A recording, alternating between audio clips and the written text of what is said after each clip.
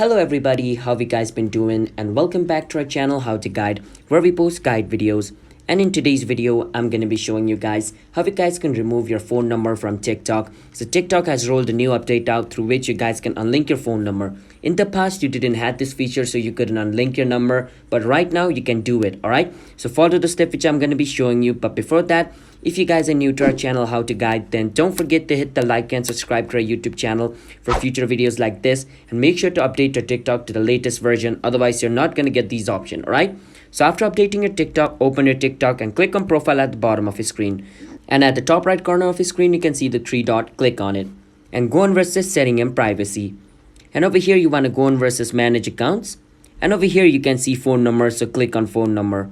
Once you click on phone number, you can see change phone number, unlink phone number. If you want to change your number, click on change number. If you want to unlink, click on unlink phone, and over here continue to unlink.